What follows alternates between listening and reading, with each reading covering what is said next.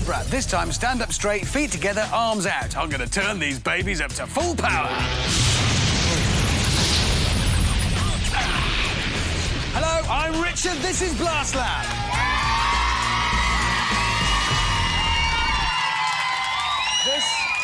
This is where I conduct all my high-level scientific experiments, like with my rocket-powered socks, which I don't think are ever going to work. I've invited 2 teams of clever kids to battle it out in some exciting scientific games, and the team who comes out on top gets to go home with their hands full of prizes. So let's see what's coming up.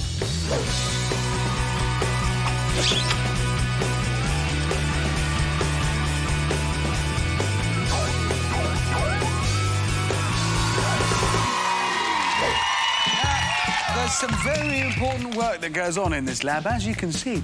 And usually a specially formed SAS unit provides me with highly skilled protection around the clock. However, yesterday, during their lunch break, they had a very nasty accident trying to build a human pyramid on their BMXs. One of them grazed his knee, so they're not coming to work today. Instead, I've got a woman who's both highly skilled in martial arts and brilliant at making lovely fruitcakes. It is my Ninja Nan.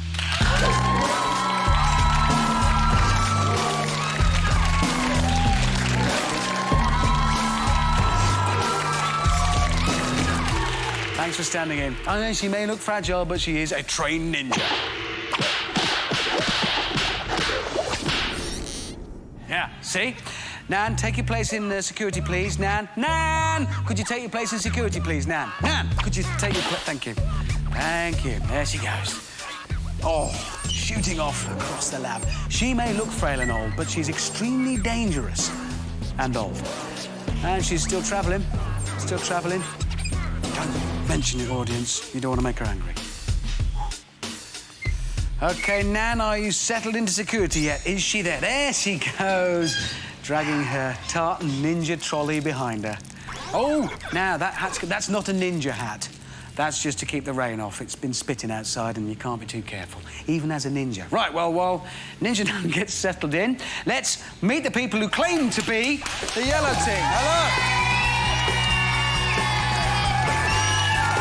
No, you see, that's very generous of you guys to applaud them. But we don't know yet. They could be anybody. This is a top-secret lab. I've got security checks to make sure. So, first of all, for security reasons, please, so-called yellow team, identify yourselves by name. I'm Izzy. I'm Emily. And I'm Amber. Good grief, shy, are we? OK, I've got to ask you to demonstrate your hidden talent. Now, this is to prove you are actually the real yellow team. It says here, Amber. There's all manner of things here. Your feet can turn the wrong way around and your fingers are double-jointed. If you can do all of that, you're coming into the lab. Her feet are now pointing the wrong way. Ouch. Right, and double-jointed fingers. Yes, that confirms that you're cleared through security. Come on in. Don't move too quickly past Ninja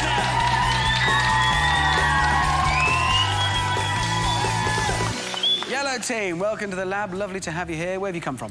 We come from and we are the Science Sisters! No, you're not! You're the yellow team! But well done for thinking of a name anyway. Right, you stay there, guys. Thanks for coming into the lab. Let's meet the bunch of people who claim to be the red team. Hello! So-called red team, identify yourselves by name, please, just for security purposes. Sean. George. Ed. Sean, George, Ed. Yep, that checks out fine. Your hidden talent here says Malteser blowing. I don't know what that is, so-called red team. Demonstrate, please. Right, well, got this.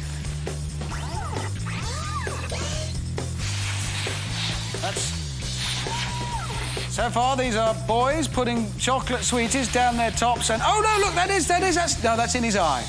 OK, I think, before all 3 of you hurt yourselves, yeah, on the grounds of being ridiculous enough, actually, just to stop you doing that, please come through. You are cleared through security into the lab. Come in.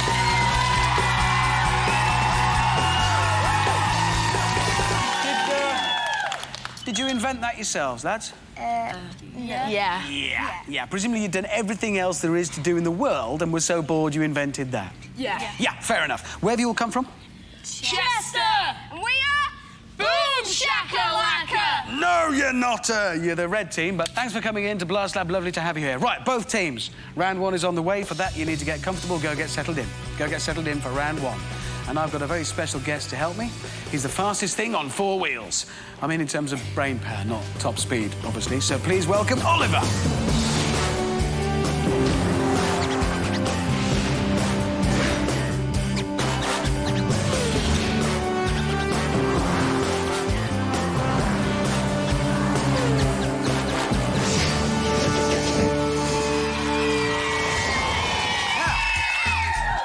Loves nothing more than collecting fact for his high-tech fact nav system. Unfortunately, they're not always correct, and it's now up to our 2 teams to decide which ones are and which ones aren't. Oliver will then tell us. If it's true, he'll do this. And if it's false, he'll tell us by doing this. OK, teams, simple enough rules. Let's see how easy the game is. This is your first chance to earn points in the Blast Lab. Red, you're going first. OK? I'm going to give you a fact. You've then got to tell me, is it true or is it false? Here is your science fact. The sun is 4.5 billion years old. Is it or isn't it? Have a chat, have a think. You never know what one of you might know that might just trigger off the answer. Audience, while they're thinking about it, what do you think? Is it true or false?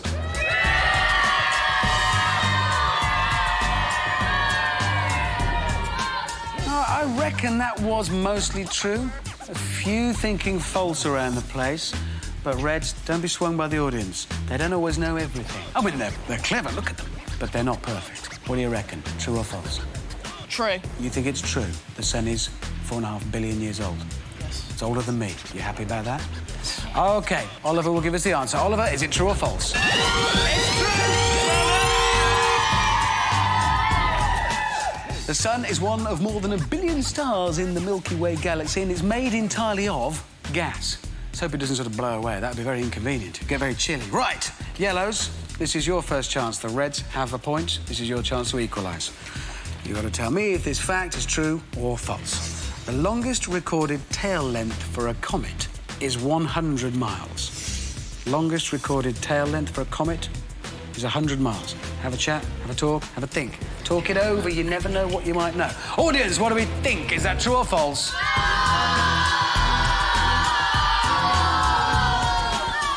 Most thinking it's false. A few setting out thinking it was true and then changing their mind down there, I think. Don't just listen to the audience, have your own thoughts.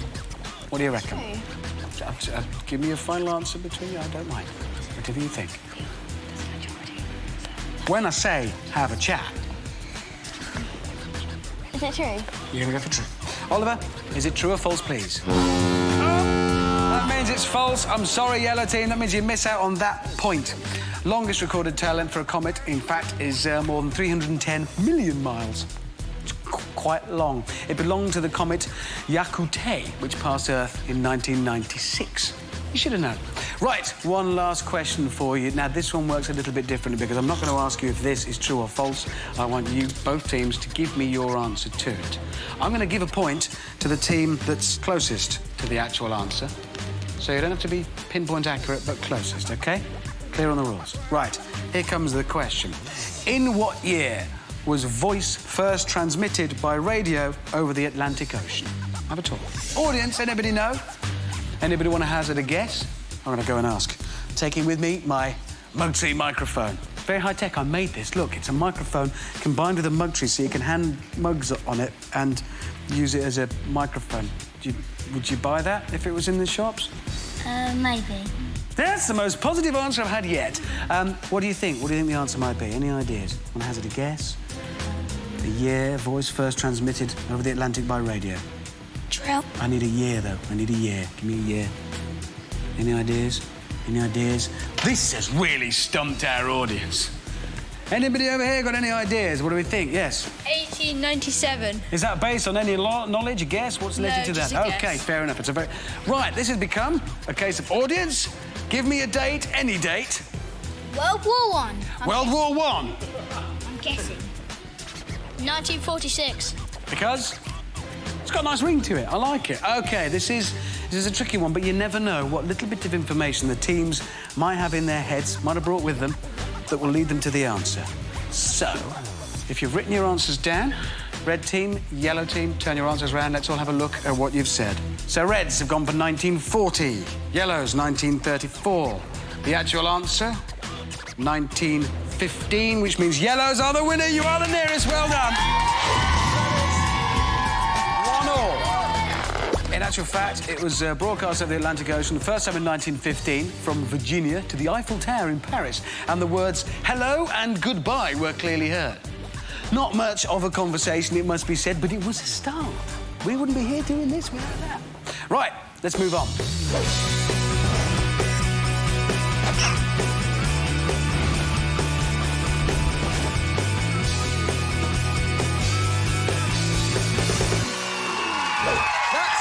all to come. Right now, it's time for mini science. In this round, contestants have to conduct experiments using ordinary household objects. And to help me is my 65-year-old science teacher, Mini Miss. I know she looks 10, but you see, I invented a time machine and I brought Mini Miss back from my childhood to the modern day. Her mind came through unchanged. The rest of her was changed. You look great, Miss. And what are you showing us today? What are we doing? Well, Richard, today we're going to be looking at air pressure. Right. I'm guessing, is this going to be a noisy one, Miss? Yes, so everybody needs ear defenders on. Right. OK. Ear defenders, everybody. That includes you, Oliver. So, Miss, what's involved? Miss, what's involved? What's involved? Are you asking me what's involved? So how do I know what's involved? You tell me. This is basically a giant game of catch. Yes? And it involves a lot of teamwork.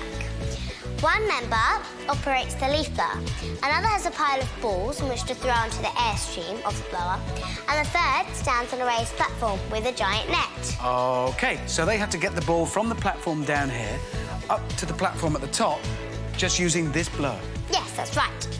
They have a choice of different sized balls, and one by one they have to be put onto the air so that they will then be suspended into the air and be caught with the net. Once a ball has been caught, they must then fish it out of the net and hand it to the trained lab rats. OK. The winning team is the one that gets the most amount of balls in their net.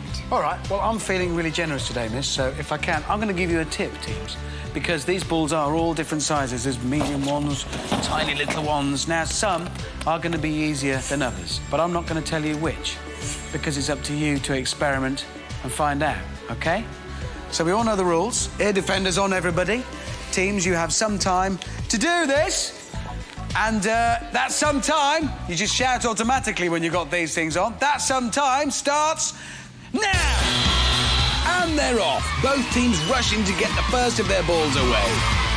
And the team's already getting some height on their shots, but not much accuracy as of yet.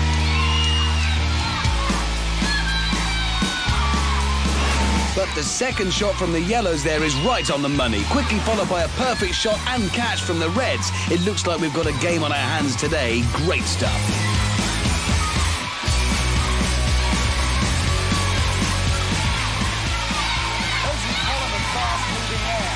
You can't hear me, can you? No, hold on. Thank you very much. Those leaf blowers create a column of fast-moving air, and fast-moving air equals low pressure. Things like to stay in areas of low pressure, so the balls hover there, held in place by the air rushing around the outside of them. And spheres like these are best for this because they've got no edges, so the air can flow easily around them. This effect was first noticed by a clever Swiss scientist called Bernoulli, so it's known as the Bernoulli principle. Impress your mates at school with that one. With their choice of balls for this, there are two things here to look at that affect how high it goes. There's how heavy it is, the weight, and how big. The heavier balls here are not lifted enough by the airstream to be caught in the net, so we need to use the lighter ones for this game, but they need to be big to give them enough surface area to hover in the airstream. The best balls to use here are the ones which are big and light, the beach balls, and I think the teams are finding that. OK, I've been a bit too busy talking, so now I've no idea how the teams have been doing. I'm going to hazard a guess that it's probably quite close.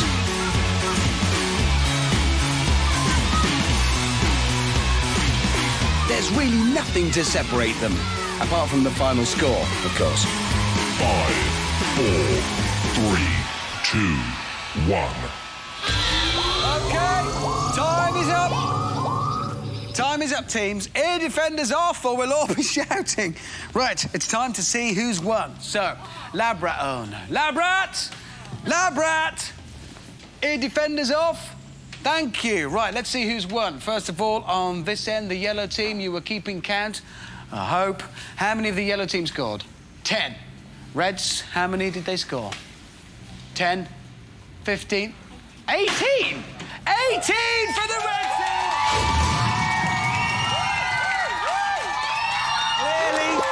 Clearly the winners.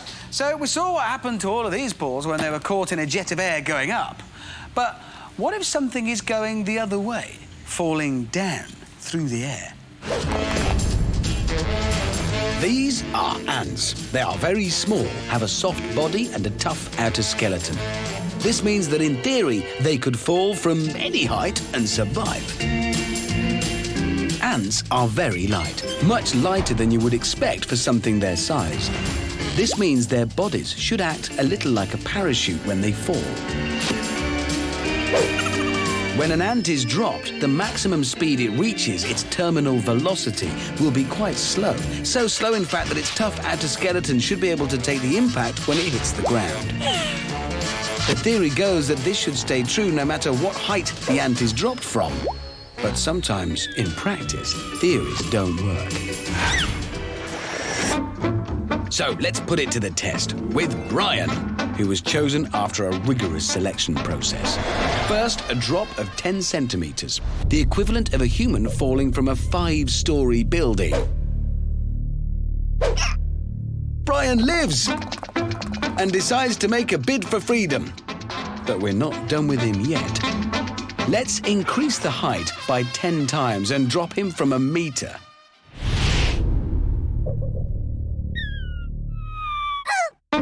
Once again, Brian survives unharmed. And this time he's quickly recaptured with our special ant sucker-upper. But how will he fare when my trusty lab rats drop him from a colossal 4 metres?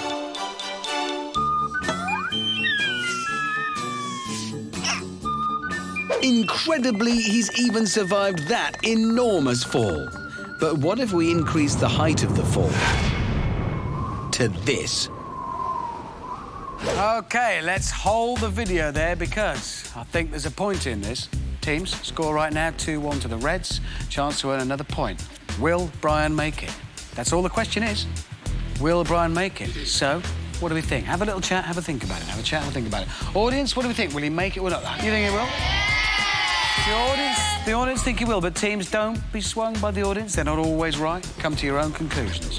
Come to your own conclusions. Red team having quite a heated debate here. Yes. We may have our first Blast Lab fight going on. Yes. Have you come to a conclusion? You all agree? And have you as well, Yellows? Yes. You all happy? So, I'm going to ask Reds first. It will live.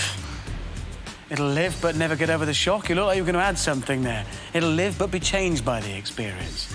You think it's going to make it? Yeah. It'll make it. It's not a it, it's a he. It's called Brian. Yeah. Gets upset. Brian's gonna make Brian's going to make it. it. Thank you. Yellows?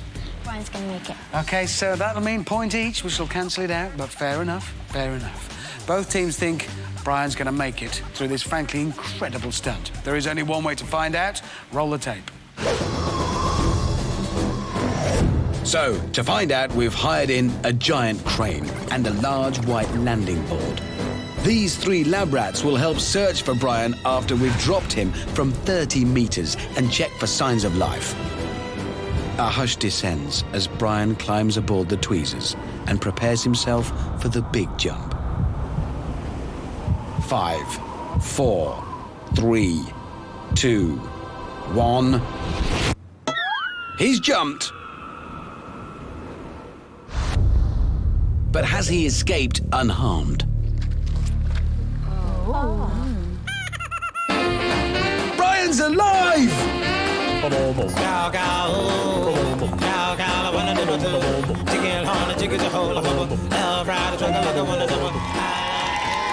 that's a point each. Right, it's time for you to go, ready for the last game, Messy, Messy, Mess Test. So please, off your stools, out you go, get ready into protective gear. Just before we do that, can I just say, audience, Brian was meant to be joining us today in the studio to celebrate his success after that incredible feat. But, well, thanks to somebody else's incredible feat, he's not. You, lab rat, come here. We actually repeated that incredible experiment. Brian made it. We all rushed in to find him on the sheet. And they are big feet, aren't they? You trod on our stunt ant, Brian! I'm disappointed. Lab needs cleaning, get off and start. Go on, lab needs cleaning, go and make a start. Go on, lab rat, away you go, away you go. Right, it's time for all of us to move on to the Messy, Messy Mess Test. Which today is in the septic tank, other end. Put the other end on the floor to sweep. There you go, well done. Now do that bit over there. And don't stop until it's all finished. Thank you. Now, teams, I have been doing an experiment to try and turn, you know, our own natural waste into energy, but I've been a bit lazy, so all I've got so far is this tub of nasty stuff that you're all standing in. Yeah, I'm trying to be green. At the moment, it looks like I'm just being, well, brown. If you see anything moving in there, do let me know, because I've got a baseball bat handy. I can sort it out ever so quickly. There are some odd things that like it in there. So this is the game. Hidden in the tank are discs. Some are like this, duds. But the ones that you're after are like these, modelled by my lab rat there. Now, they feature your team's colour and the names of prizes, things like MP3 player, wind pad, helicopter, kitchen chemistry set. Right, lab rat, set those last few in, and out you get. Thank you. Your job, teams, is to get as many of those prize discs as possible out of the septic tank into these two baskets. You've got one for the yellow team and one for the red. The team to get the most prize discs into their basket will get to take them home. You'll get one of those prizes each, take them all home with you. The losing team has to blow their prizes up. Red team, you'll be starting first because you've got the most points, so they've bought you a 5-second advantage. When you hear the first siren, you start looking for those discs. Yellow, you have to wait. As soon as you hear the second one, as soon as you hear the second siren, you start. Collect as many as you can. Everybody understand? You all look really happy and content in that septic tank there. Good luck. You have got some time to get as many of those prize discs into these baskets as possible, and that some time starts. Red team first. Now! And the Reds are off. They've done well so far today, but will they be able to turn that dominance into success? There's the second siren. Time for the Yellows to show us what they're made of. Hopefully not the same stuff as that they're currently wading through. The Yellows are off the mark, but there's a second for the Reds holding on to their lead. Both teams getting literally stuck in now. Looks like another score for the Reds. Oh, yeah, I forgot to tell them that every now and again, more, stuff comes out of those pipes. The bad news there is that there's more of whatever is in the tank joining them. The good news is sometimes more prize discs come down there. I'll find out. Another siren, which brings more prizes, but also more septic goo. The team's experiencing all the highs and lows that serious scientific endeavour has to offer here today. Not much action on the prize front right now. We know what that sound means. Frantic activity from the teams now, searching for those last remaining prizes that could mean the difference between heroes and zeros.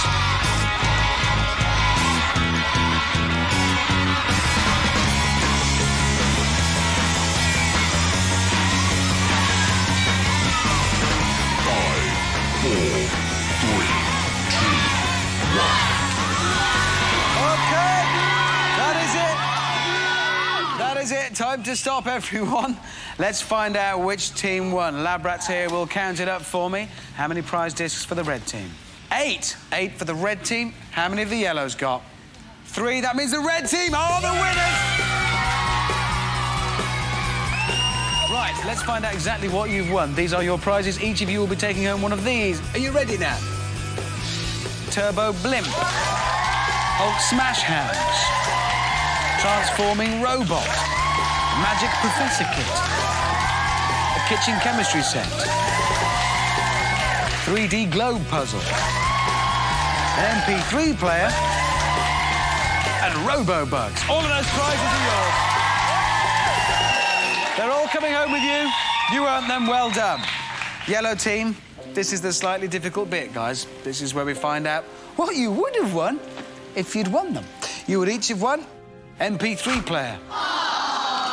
Robo-Bugs. Oh, nice. A 3D globe puzzle.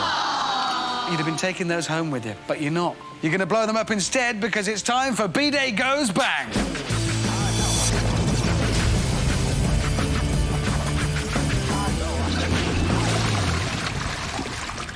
Well, the moment is upon us. Yellow team, how are you feeling? I'm sad. Yeah. Sorry. Who's going to push the plunger and do the deed? Wheeler. All right, so you're happy about that bit. What went wrong? Why didn't you win? The leaf bit that we weren't really good on. Bad luck. Well, this is it. It's almost the end of the show, but as they always say, it's time to blow up the losers' prizes in a B-Day. Actually, they don't always say that. I'm trying to turn that into my own little catchphrase. Try and use it with your mates if you can. Might catch on. There's no putting it off any longer. The Reds are standing here gloating behind their massive pile of prizes. You've cleaned us out. Well done. Congratulations to you. The moment, though, belongs now to the yellow team. Step forwards, please, and lift the handle on the detonator there. Lift it up. OK. If we're all ready, time for the countdown. 5, 4, 3, 2, 1. There you go. Well, that's it. Unfortunately, we've got to wrap things up here. Today, we've had a good old look at terminal velocities. Some of them are fast, while some, like my lab rats, are incredibly slow. I'll see you next time.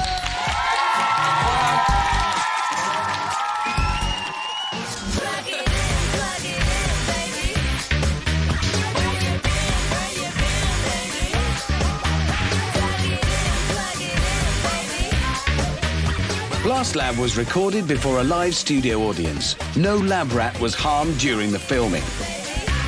Well, it kind of depends how you define harmed.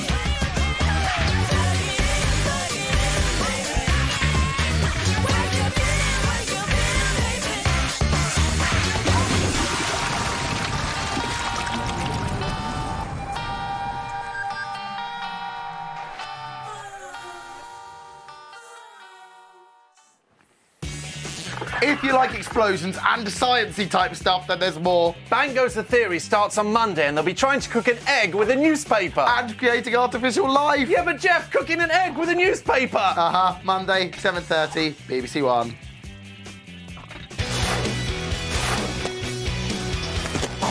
It's great to skate. But who will be the greatest? 14 teams are fighting for the chance to take the skating world by storm. They'll need to impress the judges. I can't wait for the rest of the series. And the audience. Did the voice impress you? Find out who's the greatest skater in Skate Nation. Today at 9, CBBC on BBC Two. Thanks a lot. Thanks for making us look good. Yeah. No, cheers.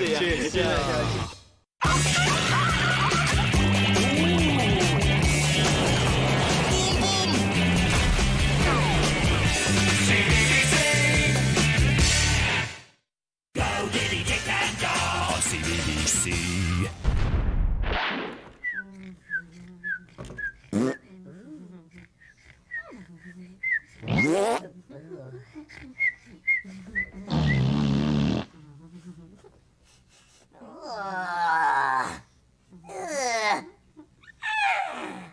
What a lovely dream.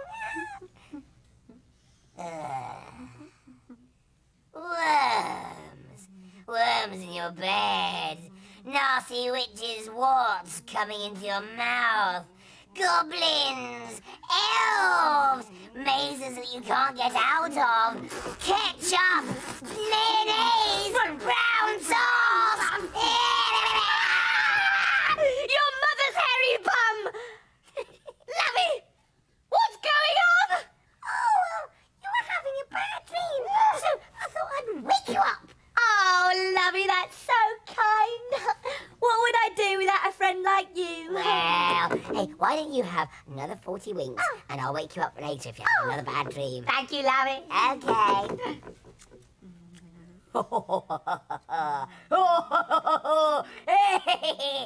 Witches and goblins and ghoulies, tomato sauce. Diddy Dick and Dog. Lovey, I am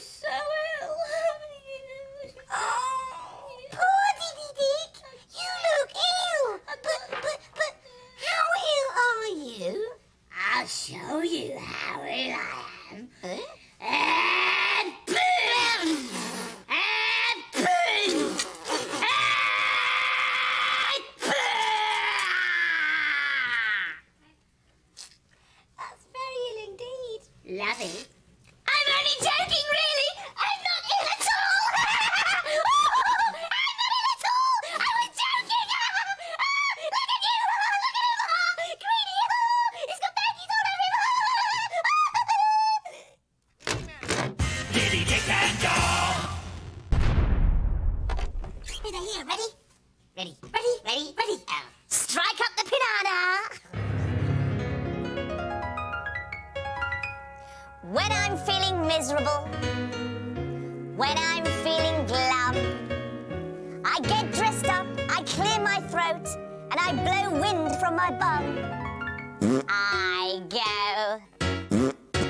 Then I take a pause, I smile for just a moment, and accept the warm applause. Ooh, now I'm getting hot. Mother always told me make the best of what you got.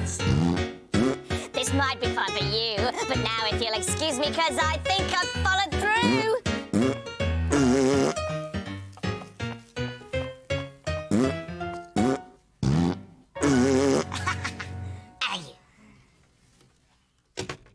Go, Diddy, Dick and Go on CBBC. Super Summer kicks off with the CBBC superheroes. Stand back! We've still got time to prove we can do this job. Red, grab the hose. Yes! Victory! Kids, here and now is all that matters. Hot Super Summer, cool superheroes, all this week with CBBC.